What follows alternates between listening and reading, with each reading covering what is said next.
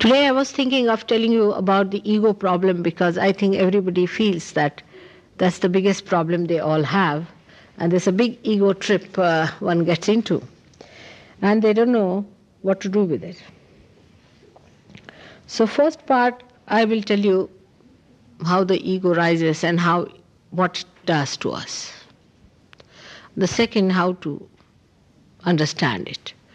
How to tackle the position of ego and put it in its own aspect. As you see in the map here, the yellow stuff that you see on top is the ego. The balloon that is yellow is the ego. You see down below, it starts from the Swadhisthana. This is the color of the bile within us. And this Swadhisthana chakra, which is for our creativity, is directly connected to that ego there. And when it starts rotating round the void and going to the various parts of the void, it collects all the problems of the void. Void is that green circle within us, where physically we have, in the void, we have uterus, we have kidney. It's a complete viscera. All the intestines, ascending, transverse, descending colon. Liver is the upper part of liver more. Then also pancreas and the spleen. So all the problems of these organs are collected by this chakra, which moves. It comes out of the Nabhi chakra and moves round and round and round and collects all the problems. It nourishes, gives power, the vital power to these organs, and also it generates necessary power for our creative action. It also collects the fat cells of the void, convert it into the proper cells for the brain, for its use, for the grey matter. All this work it has to do, one chakra. It manifests aortic plexus outside. On the physical level, we call it as aortic plexus, and it has got 6 subplexuses which look after all these organs.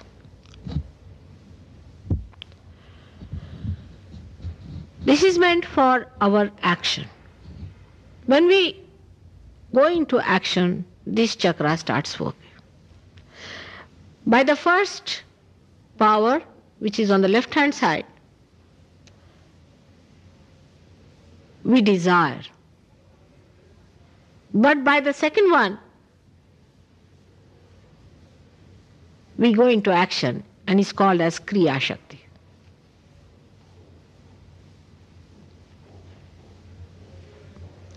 Now when this action starts within us, it produces the byproducts, or we can say all the problems of these organs, which are to be deposited somewhere, and they are all deposited in the brain as ego. All the problems that we have, out of these, this creativity and the action of all these organs are to be counterbalanced. And as a counterbalance, the ego develops. For example, now I have to come to meet you all here. I had to get out of the house, I had to change, I had to drive, whatever it is. Then I came, I had to put in effort. I had to plan out how I'm going to talk to you. That I don't do normally, but I'm saying generally people do it. And I put in the effort to come in. Now how am I to justify this, all this effort? What is the satisfaction that one gets out of doing this effort, this kriya, this action? We go on doing some action. And why should we do it? After all, action means, any activity means exertion, botheration, problems. The best is to sit at home and do nothing of the kind. But we do not do that. We take up challenges. We rush up to it. All this we do with our Kriya Shakti, with our right action. Because we do action, we have to have a satisfaction about it. As a reaction to that, ego develops. If we do not have the ego, we would not do anything. It's a fact. But ego is the one that rationalizes all our madness, the rat race we are running into. If we did not have the ego, we would not go into this nonsense.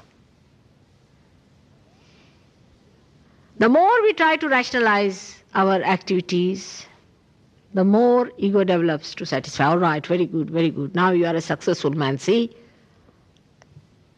You are a very successful man, you have got this, you have got that. Lots of misunderstandings creep in when we pamper our ego like this. Or I should say that when we are satisfied with our ego. That we really get lost. We get identified with our ego and not with ourselves.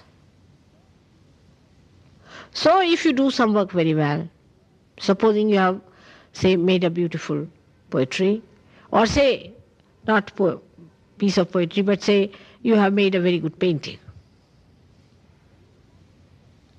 then you would like people to appreciate. If they do not appreciate you, you think you have done nothing. Though you have done a beautiful poem of a canvas. But still you will be so dissatisfied with yourself.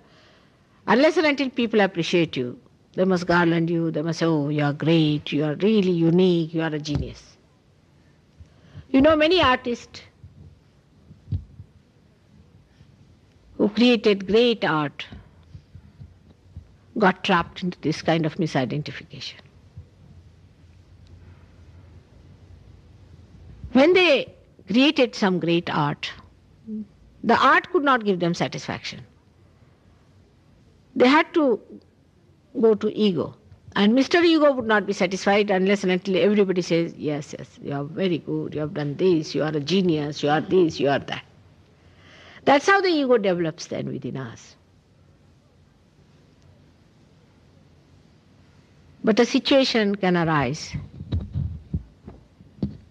where even when we have done nothing, we want to take the credit. Then we call such a person egoistical, who says, I will do this, I have done this, I, then we call him an egoistical person. Because he gives words to his ego, that's why we call him egoistical. But all of us have got this Mr. Ego there sitting on our heads. When it starts bloating, the more successful you are, the worse it is. The more you indulge into planning and thinking, the worse it is. The balloon goes on, you see, pumped, as if you are pumping a balloon, you see. The more you pump, the more it becomes. And you can never realize that you are not that ego. Then you start feeling very nice about it. Because everybody says, oh, what a great man he is. The whole society develops on those lines. Today only I was discussing about the way people give you COB, I don't know, VIP, and MAD like that. And we carry those banners with us. And we expect everybody to respect those banners which are being given to us. Because we've done some work, somebody has recognized us, branded it, stamped it, so we believe really this must be something great. So we accept that brand and we want to keep it up. So it's a doubly fixed thing that you are really rewarded for what work you are doing.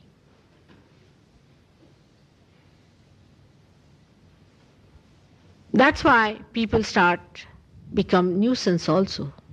Supposing in a society some people do not find any significance to their lives, then they will go to Oxford Street, stand there, wear funny dresses, start jumping and singing something nonsensical, and make a nuisance out of themselves. You have seen people who paint their hair in different colors, put pencils in their noses, I think, do all kinds of mad things just to attract the attention of others, because we want to attract the attention of others. Because our ego is not yet satisfied. But this ego is never satisfied.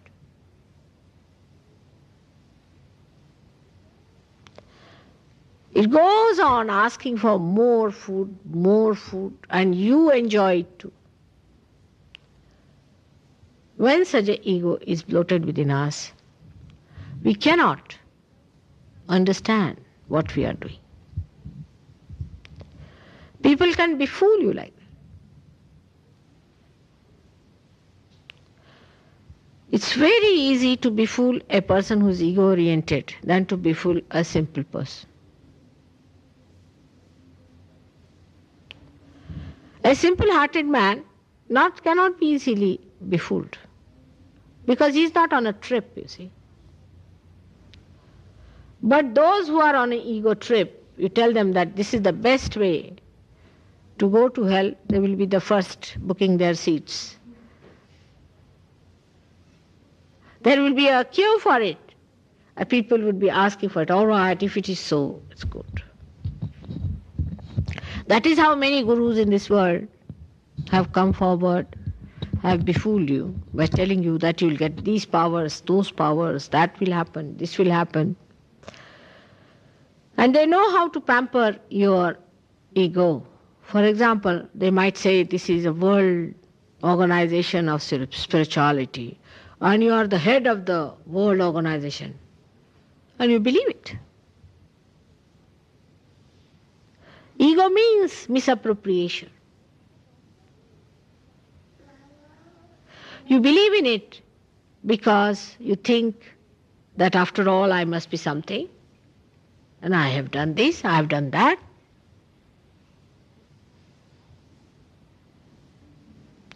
But actually what happens physically is then when this balloon spreads on your head all over,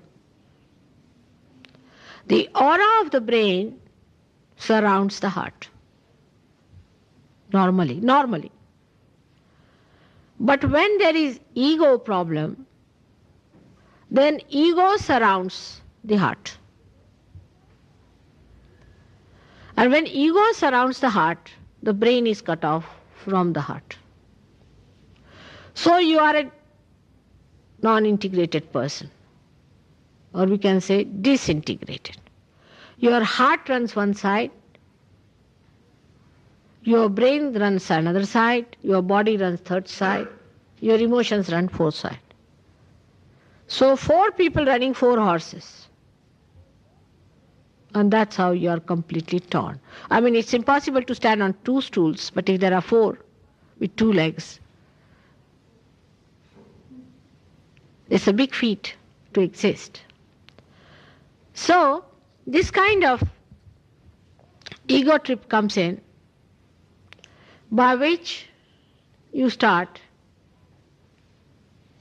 behaving and living in this world in a very unnatural way. And if somebody says that, no, not your ego, not that, that's not you.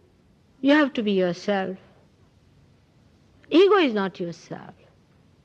Do not be satisfied with this ego, then you don't like it. Because you are much higher than ego, much greater than ego, much more than what you think your ego can do. With ego, what at the most what can you do? Say. At the most what can you do with your ego? What people have achieved through ego? Nothing. Whatever they have discovered, even in the sciences, has come from the unknown, from God's own treasures. If God has given you some knowledge of the unknown, you should not feel pampered about it and think that, oh, this is what we have found. No, He graciously gave you this knowledge which has come to you. So just take it with humility. And this ego is very, very dangerous for Kundalini awakening. Now you look at the diagram. Imagine the whole of your head is covered with that yellow stuff. And this blue thing becomes a very small one. So first of all, the desire to seek itself is diminished. You see, you go for seeking as if you are going to a cinema hall. There is no combination of what you are thinking and your heart. You are not seeking from your heart. You are seeking just with your brains. Because you have read 3-4 books, there's a fashion everybody is seeking. Everybody is looking as if they are seeking something. So let us also seek. It is not coming from your heart, because you can see that the activity of heart has become practically zero. You do not desire anything. It is what your ego desires, you run after. Anything that doesn't satisfy your ego, you get upset about it. One must go on all the time saying that you are the fastest horse, you are the greatest person, you are the most unique personality. Then only you are satisfied. It cuts you out so much from your heart. That's why we cannot find joy, because joy you can only get through your heart. But this Mr. Ego gives you some sort of a satisfaction, which is very superficial, temporary, leads you nowhere. With this ego orientation only, you get so many diseases, as I have told you before, like diabetes, heart attack, we can say also cancer could be one of them. Arthritis you might get. You also get, with this too much thinking, paralysis. Paralysis is because of that. And kidney failures. The worst is liver. Because of overactivity, liver is neglected. We are least bothered about the liver. If you tell a child, don't eat chocolates in childhood, I mean, it's an impossibility. You cannot talk like that. I just once said that why not stop giving chocolates to children who cannot digest it, because their liver is not that. Or make something that is digestible to their liver from childhood till they grow up. And why not dilute the chocolates also a little bit more?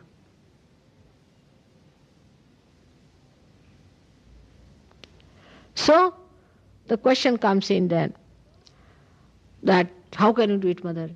It would be checking out everything. And children would protest without chocolates.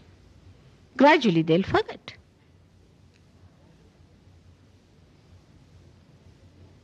The liver problem starts within you. You become thin, lean, pale, aggressive, all the time grumbling, grudging, sulking. Never in joy, never in happiness. You call it tension, stress, all these things. It's nothing but overactivity of this chakra. Tension is because the whole of it is covered with this balloon and the balloon is still going on and on and on. That has to reduce.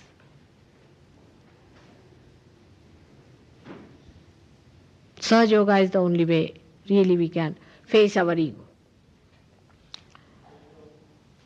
Because through Sahaja Yoga only we can see ourselves.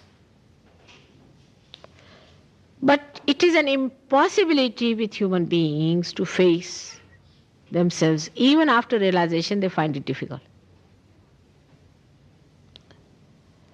For example, all our misidentifications are there.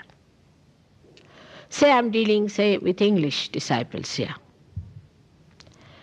Before I start saying about the misidentification of the English, I must condemn all the Indians of the world and all the Japanese, Chinese, Greeks, everybody else, and then I should say there's also something wrong with English. Otherwise I had it. Unless and until at every stage I condemn all the rest of the world, I cannot talk of saying that we also have certain misidentifications which are sitting on our heads, by which we are oppressed. We think that this is the correct way of life, by which we have oppressed others. And this ego business is so much prevalent in our society. Now, with all due apologies, I'm talking about the Western society. When it comes to India, I talk to them, but now I'm talking to you and think that I'm also a Western person. So I can see certain things as a Western personality. I don't feel bad about it. For in the so-called certain traditions that we have, today only I was discussing, you see, like on the table we have to sit for dinner. All right, simple thing it is, to sit on the table for dinner. Now dinner is there because God has been gracious to us. For our well-being, for our friendship, we are all going to sit down. But go to any formal dinner, or you arrange a formal dinner, people would sit down 10 times discussing where is the seat of X and the seat of Y and the seat of Z.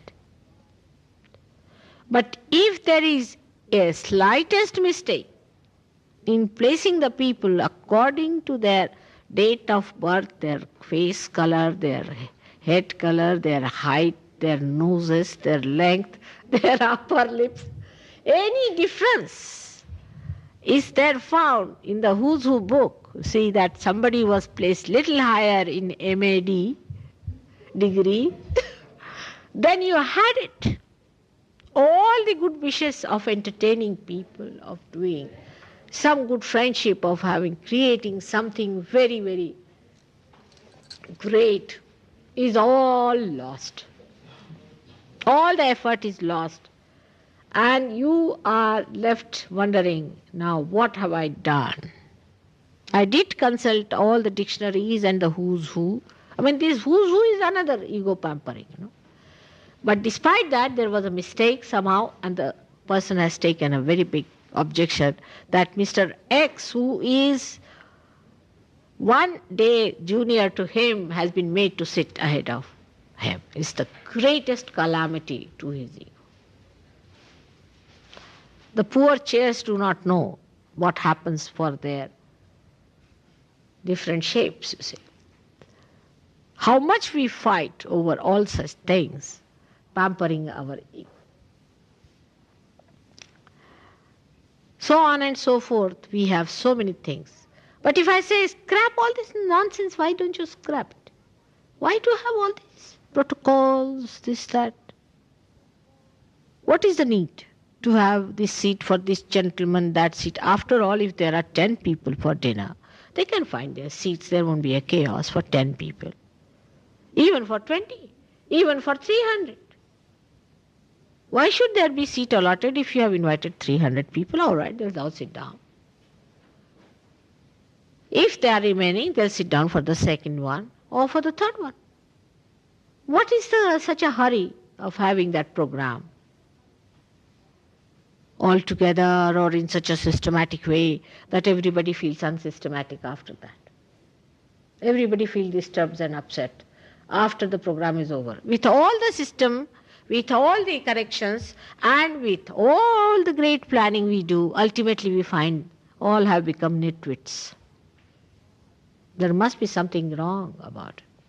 And it becomes a frenzy with mob-like behavior people have. You see, everybody will come out with very big faces. Oh, what a mismanagement, they did this. What was it? One can't even understand what is the value of these things. That's why we have to be like small children. To them it does not matter where they sit. And so we are grown up and matured. Supposed to be mature people also. While children are still innocent and still ignorant and still they have to grow. We are supposed to have grown. What has grown within us is nothing but this Mr. Ego, not you.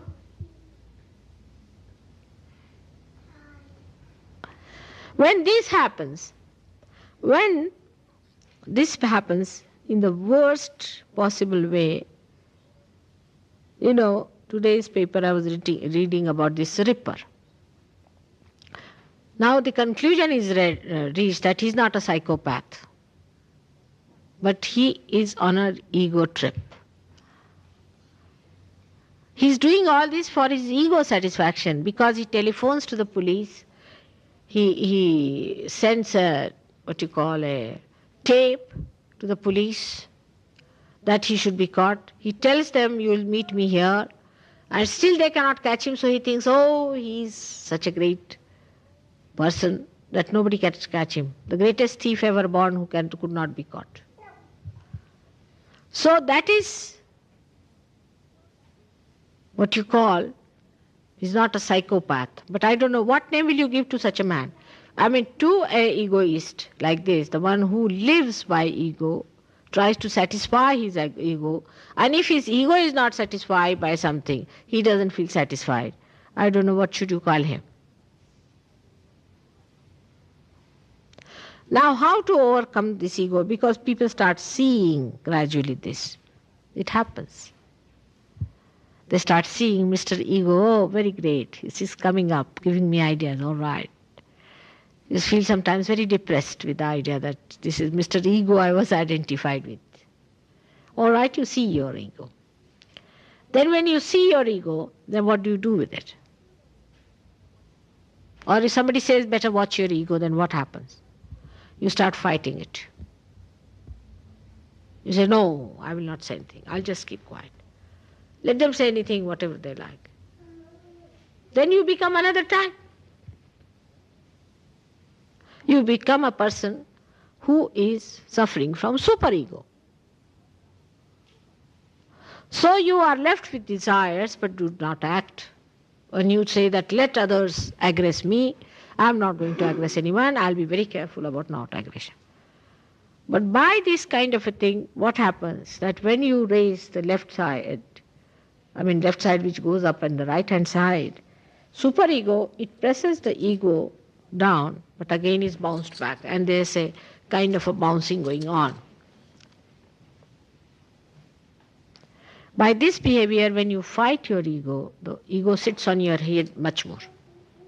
The more you try to fight ego, it sits on your head. You are not to fight it. Supposing you take a balloon and start hitting it, it will hit you back further. Go on hitting it, it will go on hitting. Now, which is the way to deflate this ego? How do we deflate a balloon? In the same manner. Take a pin and give it a prick. You just look at yourself, say, all right, Mr. So and so. Now, how do you do? And you laugh at yourself. You said, oh, you were very unhappy, you see, when you saw that you were not praised very much. All right. Now have a pin from me.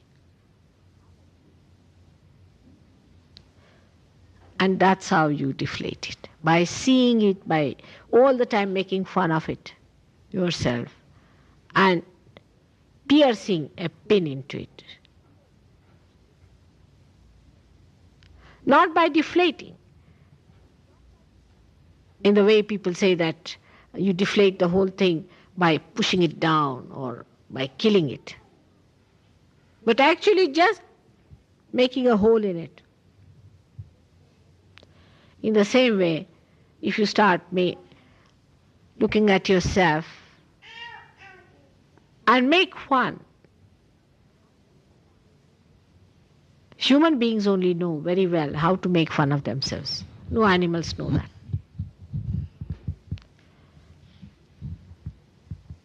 If you learn how to make fun of yourself, your ego will go down.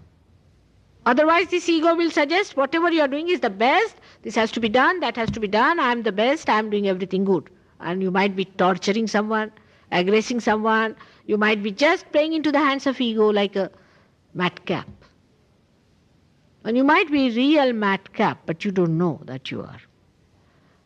Because with ego, a person becomes successful, so-called.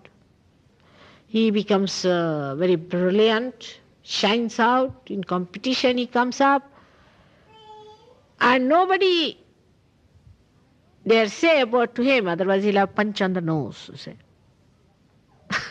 So also he becomes very mighty and powerful, and everybody hankers after such a behavior and such a thing.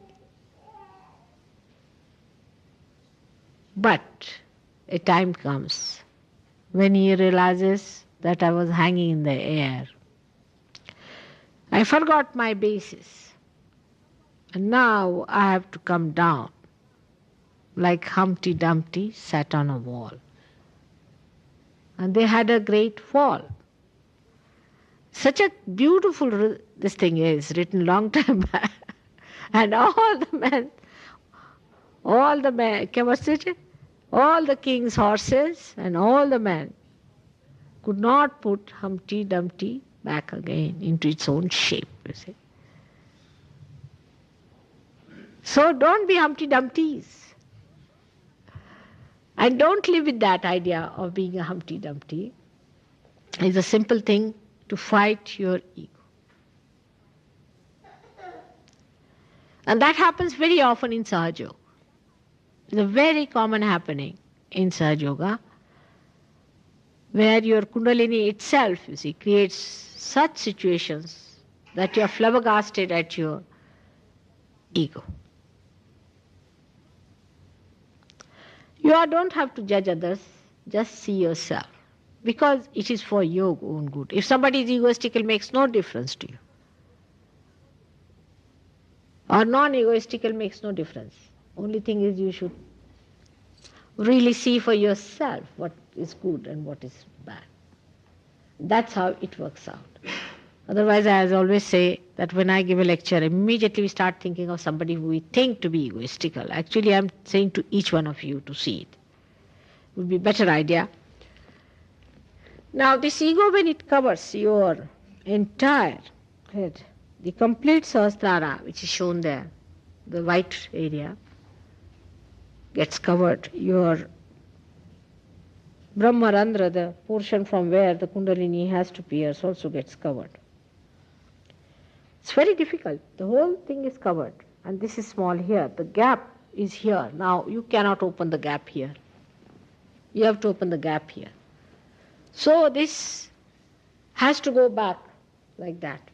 And this has to come up in the center like that. Then only Kundalini can come up. So what happens at such stage? You will find such people have a left hand very weak and right hand throbbing. So you raise their left, put to the right. Again raise their left, put to the right. Again raise their left, put to the right. So you bring down the ego like this. And once the ego comes down,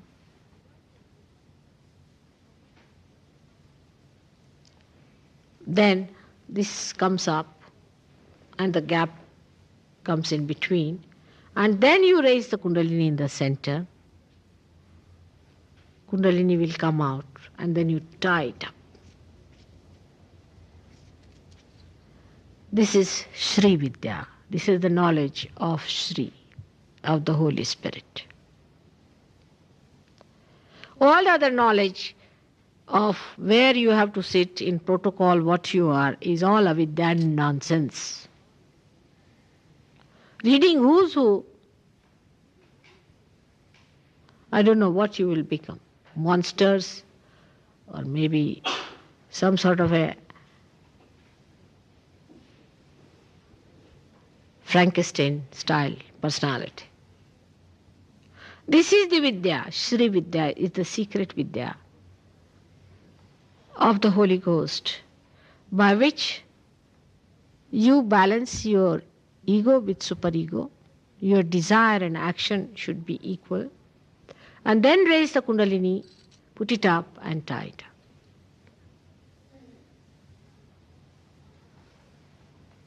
All these days, people who have been realized souls, great people,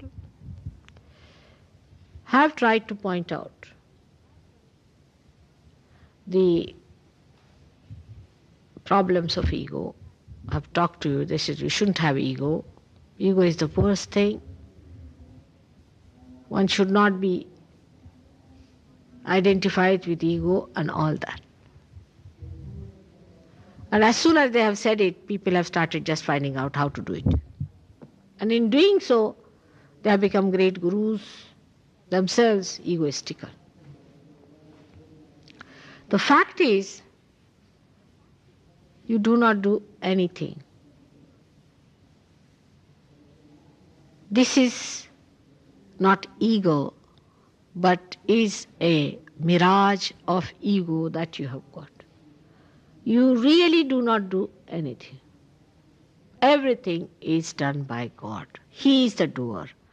He has the great ego. Your ego is just a copy made artificially. Like he creates the flowers and you make plastic flowers and say, oh, we have created flowers. He does everything. It is he who expresses his ego, while you feel you have done something. It happens to you when you get realization. When your Kundalini pierces the Brahmarandra, then you find the power flowing through you. And when you put your hands at somebody, you find the Kundalini rising there. And then you find that you can feel the centers of that person and catching of his centers, and you're amazed. You said, Mother, how is it? Just now was nothing, suddenly what has happened to me? Because your ego has subsided and has become one with that of God. And you are giving vent to that power of God. You are playing the role of an instrument, of a hollow personality. And through you is passing the power of God, which is doing the real work, while you are thinking, I'm doing it, without getting realization. But after realization, you just feel, oh, it's flowing through me. I can see it flowing. I can see it working. It is. You start talking in third person. You don't say I. Just say it's going, it's coming, it's not there, this is catching, that is catching. It is in the third person you talk. You do not say I am catching. You do not say also that I have risen the Kundalini. You say the Kundalini has risen. Who has risen is? You never say that you have raised the Kundalini. You just say the Kundalini has risen, it is not coming up, it's just going there, as if you have become an instrument of some power which is flowing through you. And this is how we become one with that. And all our karmas dissolve into a karma. Karmas are only the effect of our false idea of our ego. When there is no ego, where are the karmas going to be? If there is no one who is doing, the doer is lost, then who is going to do the karmas? And who is going to take the load of the karmas upon themselves? Like when there is an organization, then it says, I have got assets and I have got these debts and these are the things, you see. But the association or that organization disappears, then who has the debts? In the same way, you as ego disappear and there is no effect of your karmas. All finished. All that was when one Mr. Ego was there. When Mr. Ego has gone, all liabilities have gone with him. We are something different now. Now we have become the self, the Atma, and when we have become the Atma, then we are one with that universal being, and he is making us do everything. Like my fingers don't have ego that I'm doing something and I'm touching the thumb, because it is a part of this body. Our nose does not have an ego that it is something special which is breathing. We say, I breathe. We don't say this nose breathes. Neither the nose would say this mouth with which we eat food. It never says that this I eat because of my mouth. When you become one with that whole, then you just feel that the whole is working and we as part are working with it. And all the responsibilities are finished.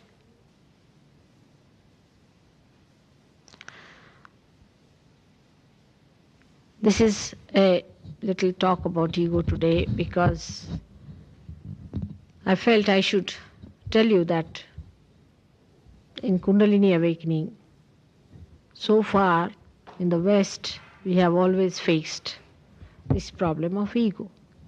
Also of superego, those who have been to the gurus have been possessed by their gurus.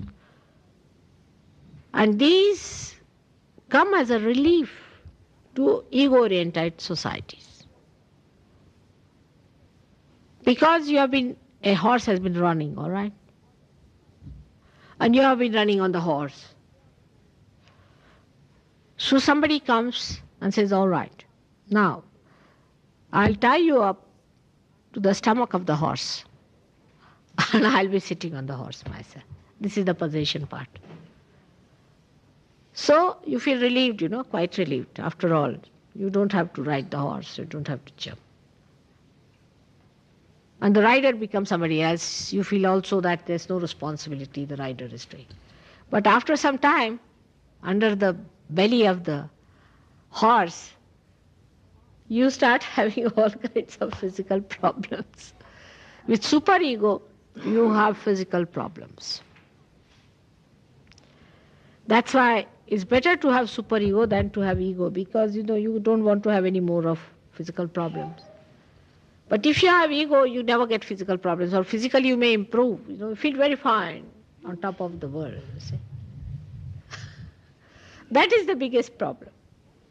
But you get mental problems. You can't sleep. You go on thinking like mad. You cannot stop thinking. You go on arguing. Done.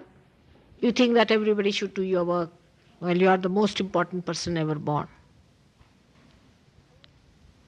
So, we have only one choice left, is to be in the center,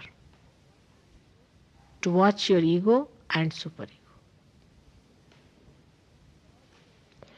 For all the Sahaja Yogis who are realized have to watch themselves, not others. You should not expect anything of others, just expect something of yourself for a change.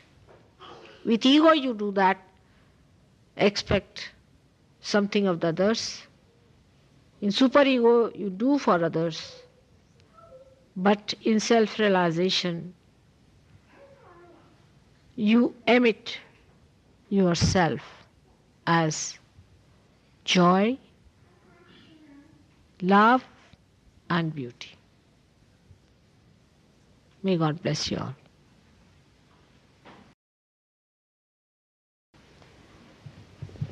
Now should we go in for vibrations and realization? Now for the new people I would request if they can take out their socks, it would be even better, they'll be freer. Put both the feet on the ground and sit in a most relaxed manner. Now as you must have understood, it is a happening. You cannot force it down, you cannot work it out. It has to happen to you. So, no effort is to be put in. Nothing. Just leave it. It works. Put your hands just like this, in a very relaxed manner.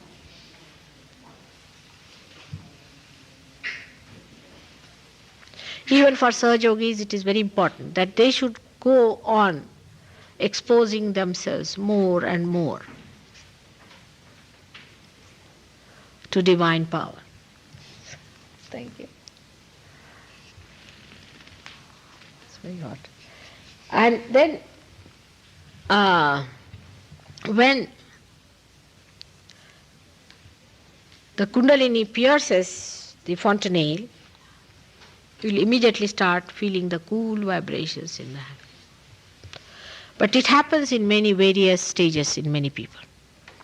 For example, some people may not even get the rising of the Kundalini at all. Some people, very few. With some people it rises halfway, again falls down. With some people it gets caught up in different chakras, centers, which are not all right.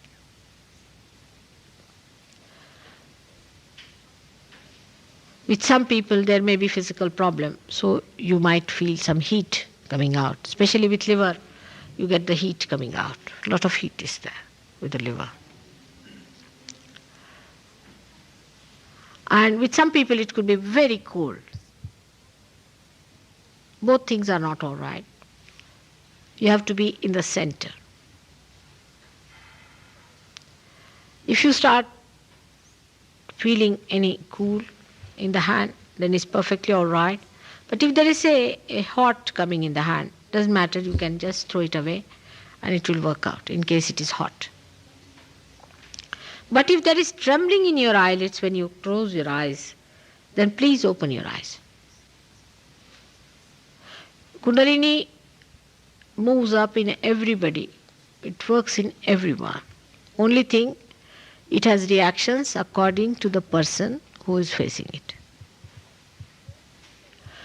So if there is any reaction, or if the Kundalini doesn't rise, there's nothing to feel bad or argue about it. By argument, if I could do, I would take you to courts and argue their things. But by argument I cannot do it. You see, it has to happen in you. I'm anxious that it should happen. In the same way, you should be also anxious that it should happen to you. There cannot be argument about it, you see. It's a happening. How can you argue about the sprouting of a seed? If it does not, you cannot argue with it. You see, it has to sprout. It's as simple as that. If it is not sprouting, there's something wrong.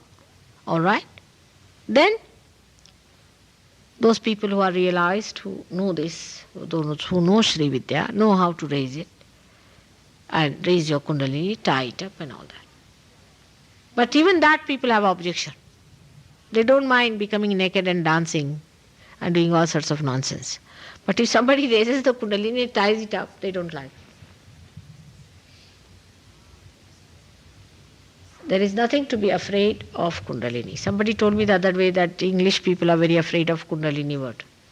Now some English people who went to India, came by the back door, I believe, met all kinds of horrid people who had no right to talk of Kundalini, who were unholy people, unrighteous people. Naturally, they they had very bad experiences about Kundalini. As I say that some villager comes and puts his fingers into the holes of two plugs and says that electricity is a horrible experience. In the same way, it might have happened to many, but there's nothing to be frightened of. It works out very well, and it gives you what you are asking for. She is your mother, eternally your mother. She loves you the most than anybody can love. She is not going to give you any trouble. She is just waiting for you to have your second birth. So there's nothing to be frightened of anyone.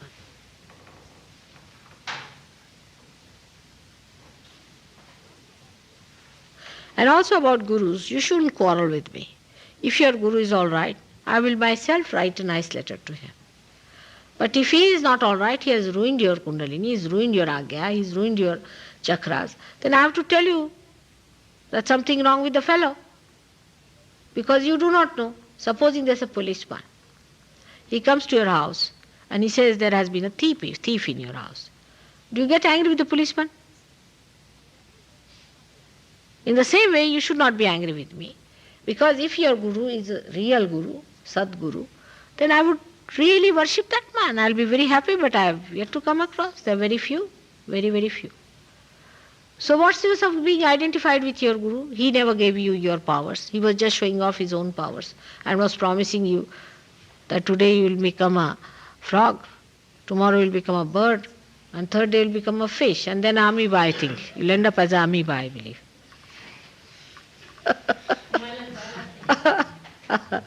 Like a, huh? Otherwise, she's saying another thing they can tell you. If they don't give you anything, they've taken away all your money and everything. That you must, you must detach yourself from your money, your family. Send your wife over to me. I'll look after your wife. You be detached, you see. Give me all your money, everything very nicely. So she's saying that, and then also you say that, still, sir, I have given you everything, still I haven't got it. So they'll say, now you go to Himalayas. Otherwise, that's the reason. You better go to Himalayas. Give me your palatial building. I'll live here very nicely. Give all the money that you have. And you go to the Himalayas. And you be an unmarried man. That's better. You better divorce your wife. You see, she's the one who's standing in your way. And he sends you to Himalayas to freeze there and to die. Huh? She says, where is the pure person? आता तुम्ही सांगा आहोत की नाही आम्ही. She's among 10,000, you are the only one. No, even if they are not pure, they should not be sinister. You are much greater people than they are. Because you are not realized, you do not propagate anything, you do not preach anything. These are not realized, nothing, they have no authority, they nicely have their flags on and they are collecting money. Fundraisers. All right, put your hands towards me again. Take out your socks. Socks. Take. No, all right, it's all right. Put both the feet like this. Put your hands like. What's it? You want some water? Close your eyes, please. Close your eyes.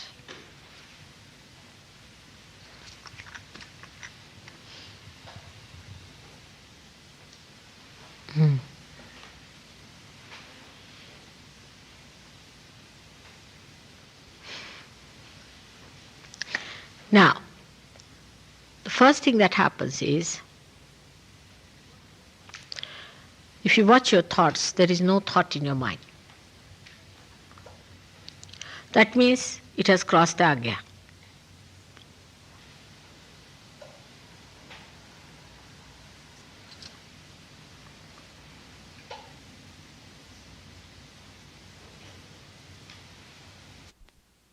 All of you hold each other's hands. All of you, each other's hands you hold. Not you, not the people who are realized already, who are... Just hold each other's hands. That's all.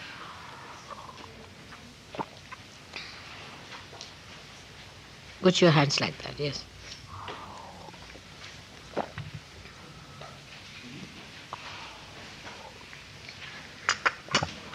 Hmm.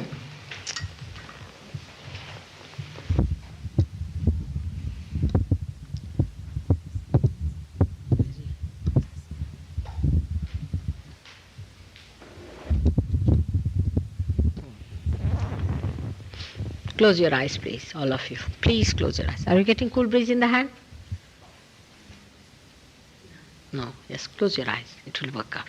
It has to work out, is the point.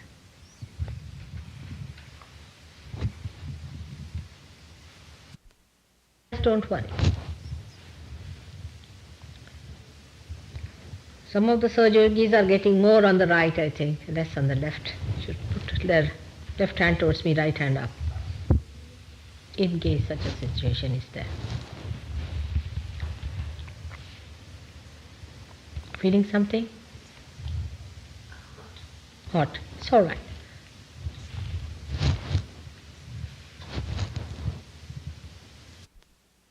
Straight. Not to tilt higher, lower, but make it straight neck. Make it straight. Not to tilt backwards. Just make it straight forward. Just like a normal sitting.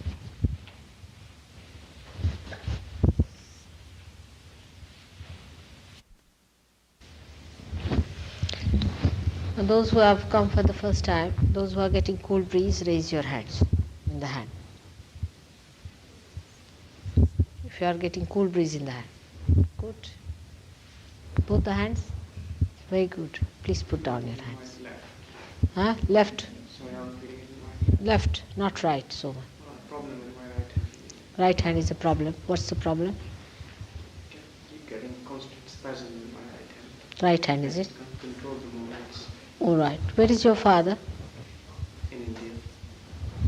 Write to him quite often? Not really. No. Now you promise me that you'll go and write to him a letter. All right? Just promise. Put your left hand on here. Yes. And now you promise. Put your right hand towards me. What are these rings you are wearing? I don't think so. Better take them out. It's better thing. Is to take them out for the time being. And also your kala, take it out for a while. Just for 5 minutes. You are getting something cool in the hand? Nothing so far? This gentleman here, are you getting any cool? There only. Not in the fingers. Slight. It will work out. It will work out. What is he catching? Just see. Tell me. Vishuddhi. Been smoking something?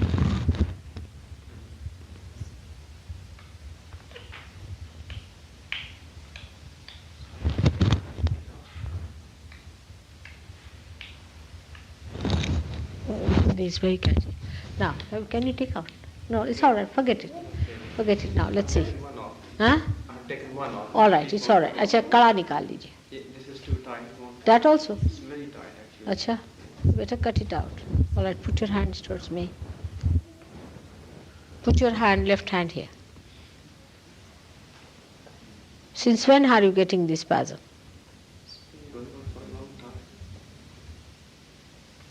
Since you have come to this country? Not really. I mean, this thing has. I used to have difficulty in writing, but it has become over the years very generalized. I mean, I just can't relax this hand at all.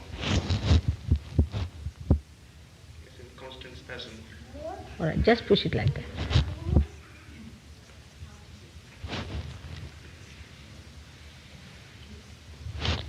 Still Vishuddhi is there, is it? Just come here, Marcus. Come. Just work out his Vishuddhi.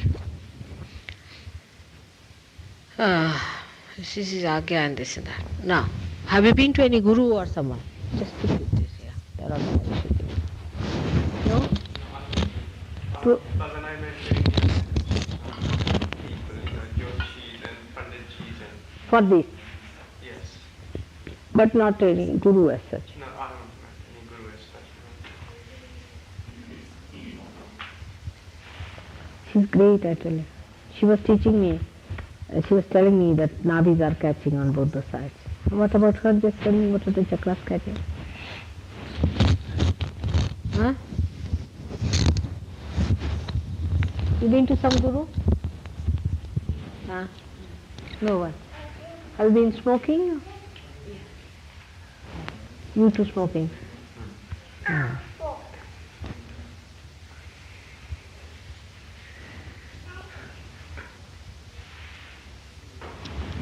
Are you alright? You are getting cool breeze in the hand? Yes. Are you relaxed? Yes. Keep your eyes shut. It's the greatest thing that can happen to anyone. Just keep your eyes. What about you? In both the hands you are not getting? Both the hands. Nicely. Good. What's your name? Huh? What's your name, please? Nick. What country you belong to? Cyprus. Cyprus are good people, I must say. And this lady comes from what country? England. Great. From which part? Essex. Very good. You've not gone to any guru or anyone, I believe. Never. That's good. So what do you do? What do I do? You are a housewife? No, student. Student of? Psychology. Still, I must say you have maintained yourself very well. Otherwise, when the psychologists come here, I have such a problem with that. They are themselves suffering from psychology.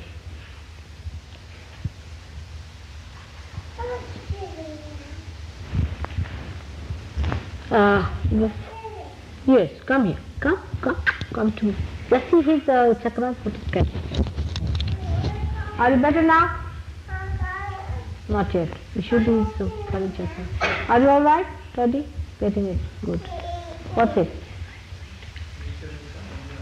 Left. Did you go to any guru? No one? Okay.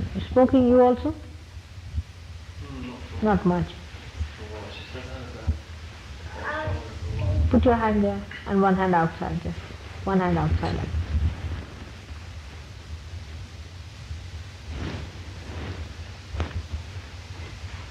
Hold.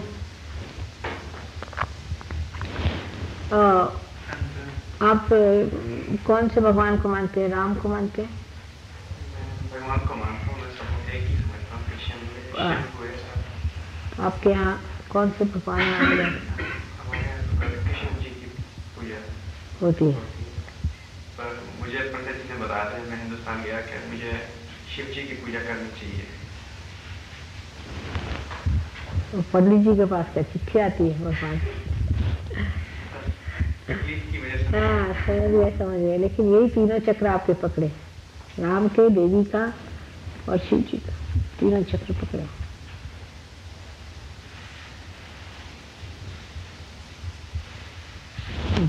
Better. The Shuddhi is terrible. Both.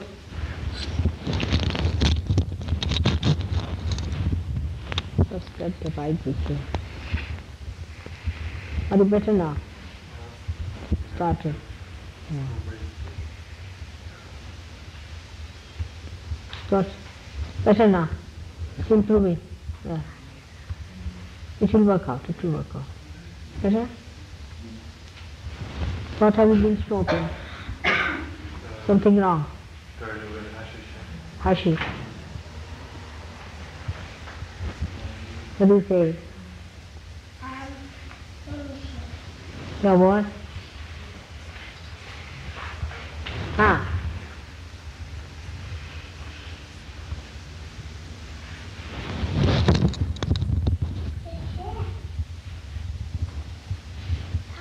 Let us see.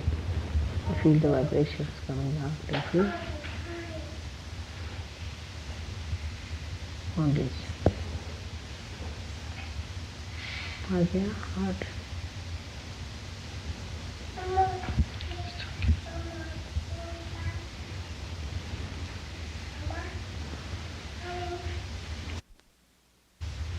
Now. Ravi. Left.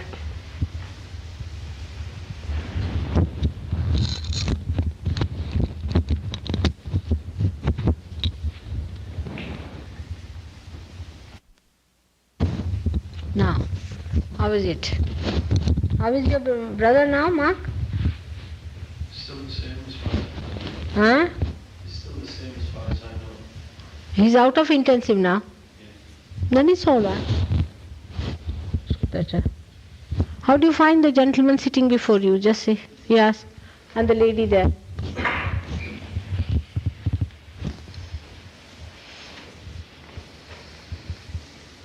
You're all right. You live in London? No, Essex. Hmm? I still live in Essex. Essex. Essex. You have come all the way from Essex today. No, college is at Stratford. Oh, I see.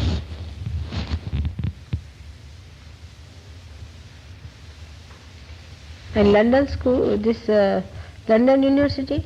North East London Polytechnic. Huh? What's it? Oh, I see. Huh. Now, it's better now? This gentleman. Are you better? I don't feel Anything whatsoever? Nothing. warm. Warm still. All right, let it pass off. What about him? I think it's bad pressure. Much better now. Ah, good. Just see him. Just try. Still. Left. Left, Vishuddhi. Left. Yes, left. You are the one who has really helped me the most of all, I tell you. Bring your friends also with you. What about her? Also left. Huh? Also left. Right, there's a right arm somewhere. He's right hand. This side. The left right hand. Go and ask him to ask the question about Shri Ram.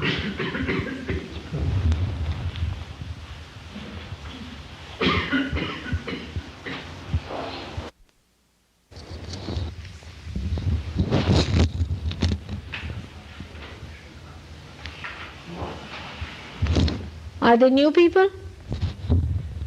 Have they got realization? Huh? It's very warm. Warm. Very Mm. Put the left to the right will be all right.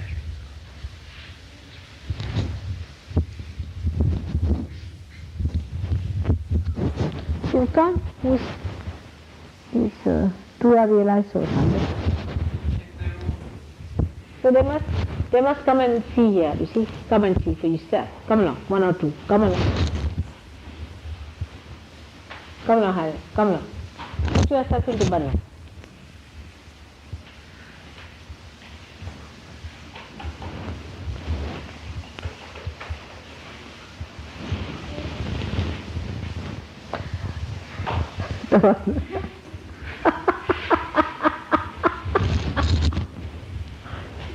So much. Now, come along. Make efforts. Yesterday you asked me now. Come along. Make some efforts now. With this gentleman especially. Alright, try on her. She too had her sheet, so better try on somebody else now. Yes. Don, you don't do on that. Now what about you? Come along. Hey, what's her? Don, allow these people to work on her. Come along, you come along there. Be careful, Don. Take it. Work on her, those people who have not had hashish. Marcus had hashish.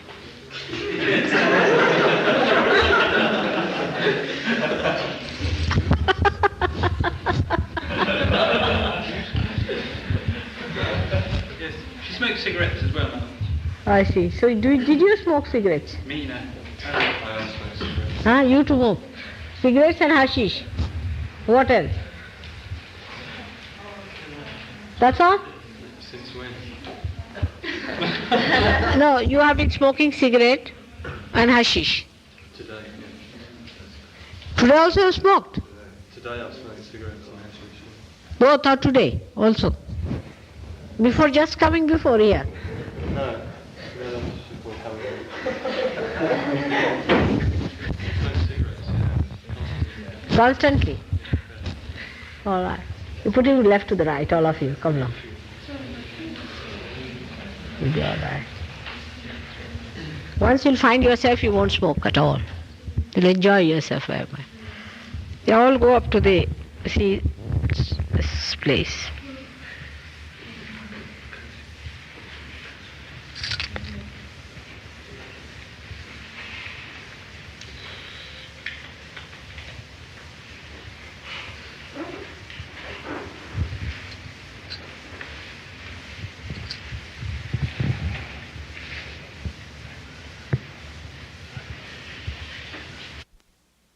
Where is it?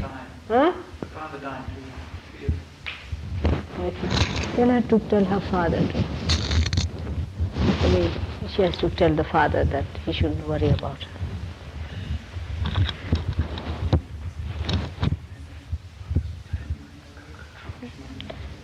Did you ask the question? Did you ask the question?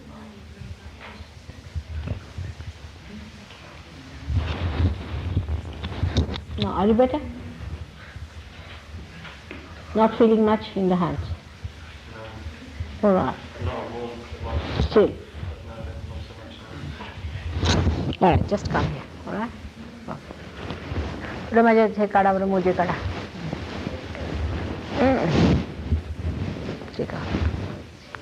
Sit down, sit down, sit down. Yeah? Ah.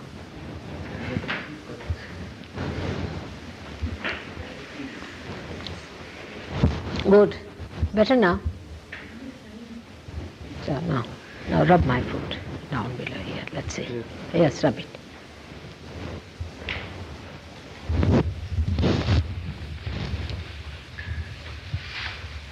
Rub it hard.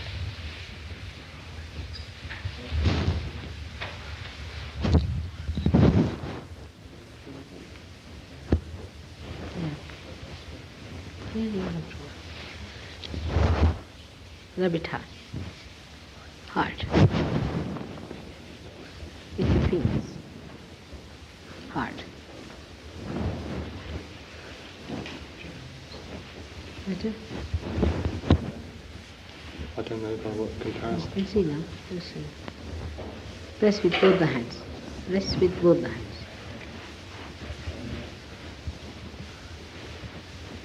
White is catching. White. White catches with this one. Left white. Yes.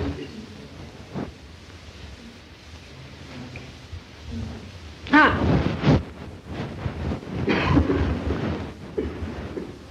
Are you relaxing now? Yeah, it's pretty just very suspicious. Huh? It's very suspicious. Suspicious of? I'm frightened. Suspicious of? I'm frightened. Frightened of who? You? Me? Why? I'm not as bad as Hashish is. Why are you frightened of who? I had another guru. Hmm? I had another guru. Who is he? Maharaji. Who's Maharaji? This? You are not suspicious of him? I'm suspicious of everybody. That's correct. It's good.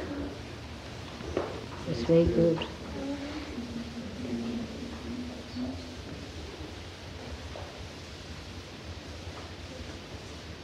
It's good to be suspicious of everybody. No, you must know who is the right and who is the wrong type. If you are sensitive, you will know yourself. What do you expect? Is to get your own powers, isn't it? To become yourself. That's what should happen. Not all other tricks of giving experiences and this and that. You have to become yourself, isn't it? Like all others are. No, there's nothing to be suspicious about me because I've not taken any money from you, nothing. No. I don't want to be suspicious. Nothing selling here. No.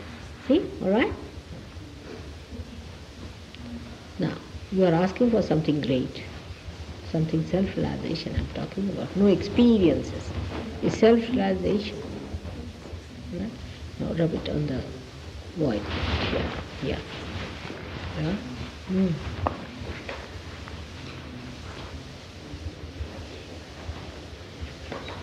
Ustam, just see.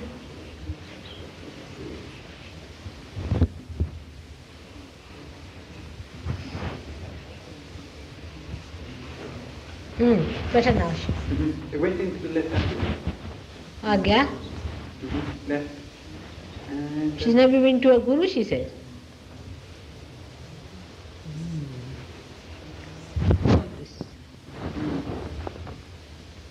No, look at him. Super ego is very heavy, just like a lion's stone. And that's not the strongest. You did some pranayam also? So, Pranayam? Breathing. Breathing? breathing. Yeah. Exercise. Yeah. Exercise.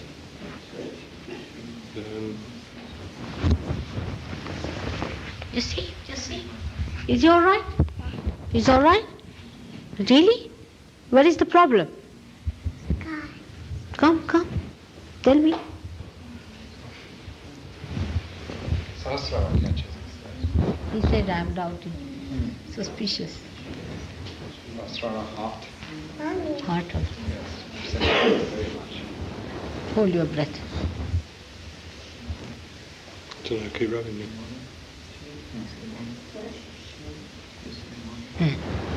Leave it. Get your breath. Again, hold your breath, please. Hold your breath. The Sushumna as a whole is called. Hold. Yeah. Doesn't flow. How long you were his disciple? 4 or 5 years. And what did you get out of him? What did you get? Nothing. I never mistrusted him. Self-doubt. Doubt more than anything. I still don't completely mistrust him. You do not mistrust him. No, because I don't know that he's done me any harm, or I don't know that he does any harm. I don't know. But didn't tell you about anything about hashish and cigarette and why you Yeah, he smoke? said I shouldn't. It's since and at first, when I was first his devotee, I didn't smoke. Now you started smoking after becoming his devotee. So this is the achievement. See, if you have found yourself, then you don't smoke. You enjoy yourself so much, all right, that you just don't run away from yourself. Minimum of minimum. That should happen to you. Muladhara, that is Kundalini doesn't move. Doesn't move? No, at least I can't feel any movement. It's solid. Is this Rakta Bija's problem?